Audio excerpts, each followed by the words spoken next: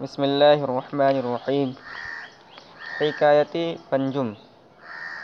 پانچواں قصہ۔ یہ ایک سپاہی کے لڑکے کا قصہ ہے، ایک کوتوال کے لڑکے کا قصہ ہے جو بہت زیادہ عقل مند تھا۔ تو کہہ رہے ہیں سرہنگ زادہ را دیدم بردرے سرائے اغلیمش۔ سرہنگ سپاہی کو کہتے ہیں، کوتوال کو کہتے ہیں، پولیس کو کہتے ہیں، اور سرہنگ زادہ کا معنی آتے ہیں پولیس کا لڑکا، کوتوال کا لڑکا، سپاہی کا لڑکا، اور دیدم واحد متکلم کا صیغہ ہے، اور سرائے کے معنی محل کے آتے ہیں، اور اغلیمش ایک بادشاہ کا نام ہے۔ تو کہہ رہے ہیں شیخ سعدی رحمۃ اللہ علیہ، سرہنگ زادہ را دیدم، میں نے ایک سپاہی کے لڑکے کو دیدم دیکھا، بردرے سرائے اغلیمش، اغلیمش کے محل کے دروازے پر، یعنی ایک کوتوال کا لڑکا تھا، اس کو میں نے اغلیمش نامی بادشاہ کے محل میں دیکھا۔ وہ لڑکا، کوتوال کا لڑکا، بہت زیادہ عقل مند تھا۔ کیا کیا صفات تھے اس کے اندر وہ بیان کر رہے ہیں کہ عقل و قیاستے و فہم و فراستے زائد الوصف داشت۔ عقل کے معنی عقل اور قیاس تھے، یہ بھی عقل کے معنی میں دونوں مترادف ہے، اور فہم فراستے یہ دونوں مترادف ہیں سمجھ کے معنی میں، کہ عقل و قیاستے و فہم و فراستے زائد الوصف داشت، کہ جو عقل و دانائی اور سمجھ و بوجھ بہت زیادہ رکھتا تھا، زائد الوصف داشت بہت زیادہ رکھتا تھا۔ ہم از عہد خردی آثار بزرگی در ناصیہ او پیدا، کہہ رہے ہیں عہد خردی بچپنے کے زمانے سے، یعنی بچپن ہی سے، ہم از عہد خردی کمسنی ہی کے زمانے سے آثار بزرگی کی علامتیں در ناصیہ او پیدا اس کی پیشانی پر ظاہر ہو رہی تھیں، یعنی وہ لڑکا بچپن ہی سے بہت زیادہ سمجھدار، بہت زیادہ عقل مند اور بہت زیادہ دانائی والا تھا۔ آگے ہے ایک شعر ہے کہ رے بالائے سرش ذہوش مندی، اس کے سر کے اوپر ذہوش مندی عقل مندی کی وجہ سے می طافت ستارہ بلندی کا ستارہ چمک رہا تھا۔ یعنی شعر کے اندر بھی بتلایا انہوں نے کہ جیسے جو لوگ ذہین ہوتے ہیں اور جن کو آگے چل کر بڑا بننا ہوتا ہے، تو بچپن سے ہی ان کے بڑائی کے آثار اور صفات ظاہر ہونے لگتی ہے، تو اس کو دیکھنے سے اور اس سے بات چیت کرنے سے اور اس کی پیشانی پہ ایک ایسی چمک تھی جس سے معلوم ہوتا تھا کہ یہ لڑکا بہت زیادہ عقل مند ہے اور آگے چل کے بڑا آدمی بنے گا۔ فی الجملہ مقبول نظر سلطان آمد، کہ حاصل کلام یہ ہے کہ مقبول نظر سلطان آمد، کہ بادشاہ کی نظر میں مقبول ہو گیا۔ یہ پہلے زمانے کا رواج تھا کہ بادشاہ دربار لگاتے تھے، اور جو لوگ ہنرمند ہوتے تھے، جن کے اندر اچھی صفات ہوتی تھی اور کوئی خاص صفت خاص طور پر ہوتی تھی، بادشاہ ان کو اپنے دربار میں اپنا مقرب بنا لیا کرتا تھا۔ تو یہ لڑکا بھی چونکہ بہت صفات والا تھا، تو بادشاہ نے اس کو اپنا مقرب بنا لیا۔ فی الجملہ مقبول نظر سلطان آمد، حاصل کلام یہ ہے کہ بادشاہ کی نظر میں مقبول ہو گیا کہ جمال صورت و معنی داشت، اس لیے کہ ظاہری اور باطنی خوبصورتی رکھتا تھا۔ تو یہ لڑکا اگرچہ عمر کے اندر کم تھا، لیکن اس کے اندر بہت ساری صفات تھی، اس لیے مقرب ہو گیا۔ وآخرت مندہ گفتہ ان، اور عقل مندوں نے کہا ہے، توانگری بدل است نہ بمال، کہ مالداری دل سے ہوتی ہے نہ کہ مال سے، و بزرگی بعقل است نہ بسال، اور بزرگی عقل سے ہے نہ کہ سال سے۔ یعنی یہ محاورہ ہے، اور اس محاورے کا مطلب یہی ہے کہ ایک آدمی ہے جس کے پاس مال و دولت اور بہت سارے خزانہ ہے، لیکن وہ دل سے بخیل ہے، تو وہ آدمی مالدار نہیں ہے۔ اور ایک آدمی ہے جو غریب ہے لیکن وہ دل کا غنی ہے، اس کے پاس جو کچھ آتا ہے اس کو خرچ کر لیتا ہے، نہیں آتا ہے تو صبر کرتا ہے، تو وہ آدمی حقیقتاً مالدار ہے۔ اسی طرح ایک آدمی ہے جو 40 سال کا ہے، 80 سال کا ہے، اور اس کے اندر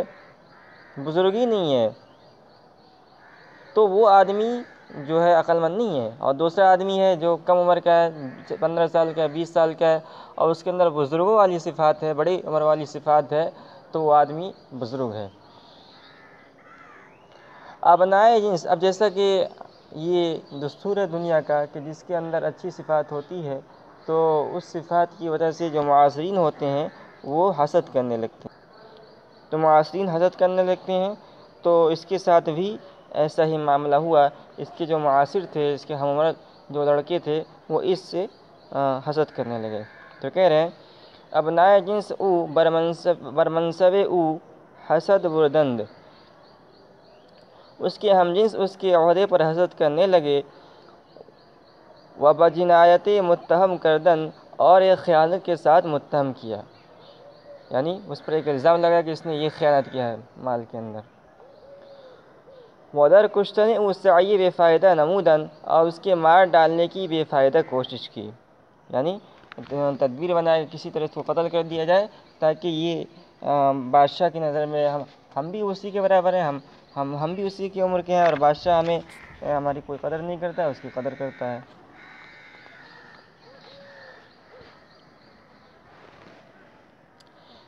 لیکن اچھا اس کو مار ڈالنے کی کوشش کی لیکن کامیاب نہیں ہوئے۔ کیوں کامیاب نہیں ہوئے؟ اس لیے کہ جب تک اللہ کا منظور نہ ہو تب تک جو ہے آدمی کامیاب نہیں ہو سکتا ہے۔ تو اس شعر کے اندر اسی کو کہہ رہے ہیں دشمن چے کو نچیو مہربان باشد دوست، دشمن کیا کر سکتا ہے جب دوست مہربان ہو۔ اب بادشاہ کو جب یہ خبر ملی کہ لوگ اس سے حسد کرتے ہیں، اس کے ہم عمر اس سے حسد کرتے ہیں اور اس کے خلاف انہوں نے سازش کی ہے، تو بادشاہ نے اس کو بلا کر پوچھا کہ تمہارے ہم عمر لوگ، تمہارے ہم جنس لوگ کیوں تم سے حسد کرتے ہیں؟ ملک پرسید بادشاہ نے پوچھا موجب خصمی عیشا کہ ان لوگوں کی دشمنی کا سبب در حق تو تیرے حق میں چیز کیا ہے، یعنی یہ لوگ تجھ سے کیوں حسد کرتے ہیں؟ گفت تو اس عقلمند لڑکے نے جواب دیا در سایہ دولت خداوندی، آقائے نعمت کے سائے میں، یعنی آپ کے زیر سایہ میں ہوں، آپ کا مقرب ہوں، آپ کا خاص توجہ میری طرف ہے۔ اس کے بعد جملہ معترض ہے، دام ملک ہو، یہ جملہ معترض ہے، خدا کرے کہ آپ کا ملک ہمیشہ رہے، آپ ہمیشہ بادشاہ رہیں، آپ کا ملک سلامت رہے، باقی رہے۔ تو میں چونکہ آپ کے زیر سایہ ہوں اور آپ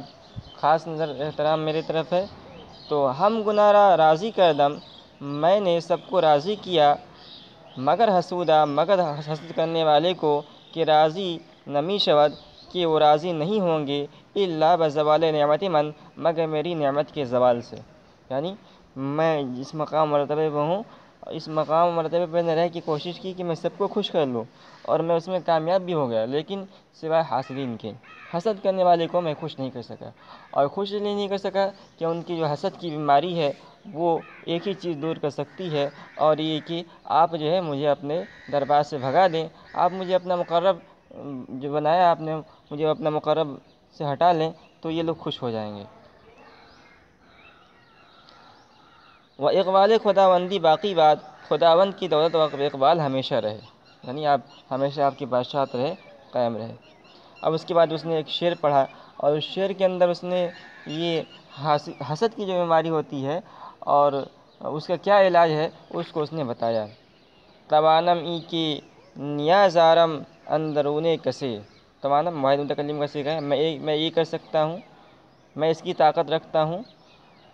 کہ نیازارم، یہ آزاری رنگ سے ہے، تکلیف دینا، یہ بھی واحد متکلم کا صیغہ ہے۔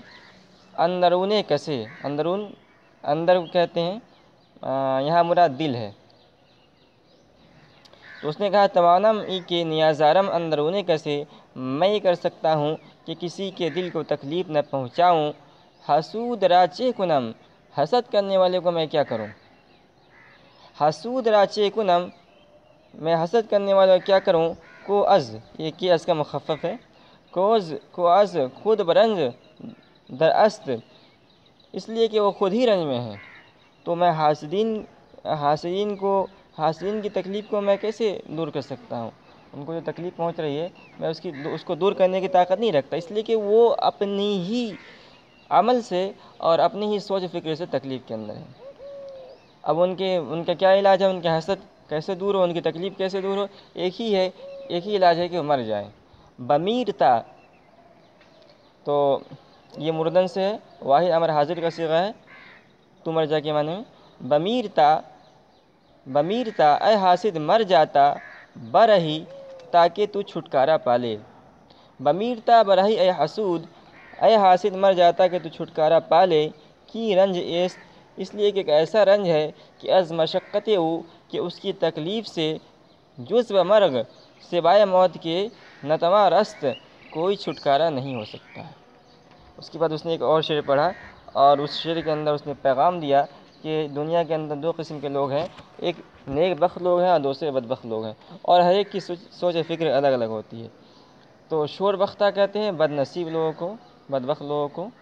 شور بختہ بآرزو خواہن، بدبخت لوگ آرزو کرتی ہیں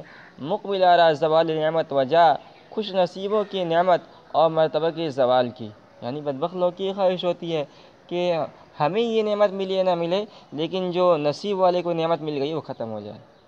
گن بیند بروش شفرے چشم، اگر دن میں شفرے چشم کہتے ہیں چمگادڑ کو، اور تو چمگادڑ ایک یہ پرندہ ہوتا ہے جو اڑتا ہے،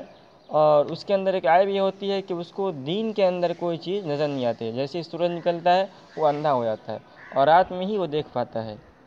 تو چمگادڑ کے بارے میں مشہور محاورہ ہے کہ ہمیشہ سورج کو دیکھ کر ملامت کرتے رہتا ہے، تو اس کو ملامت کرنے سے سورج کی روشنی کو کوئی نقصان نہیں پہنچتا ہے۔ گر نبیند بروش شفر چشم، اگر دن میں چمگادڑ نہ دیکھ سکے چشم آفتاب راچے گناہ، تو سورج کی ٹکیا کا کیا قصور ہے۔ سورج تو اسی لیے نکلتا ہے کہ سارے دنیا کو منور کر دے، روشن کر دے، سب لوگوں کو ساری چیزیں نظر آئے، لیکن اس کی وجہ سے اگر چمگادڑ کو تکلیف ہوتی ہے تو اس میں سورج کا کیا قصور ہے۔ راست خواہی ہزار چشم چنا، اگر تو سچ چاہتا ہے، راست خواہی اگر تو سچ چاہتا ہے ہزار چشم چنا، تو ایسی ہزار آنکھیں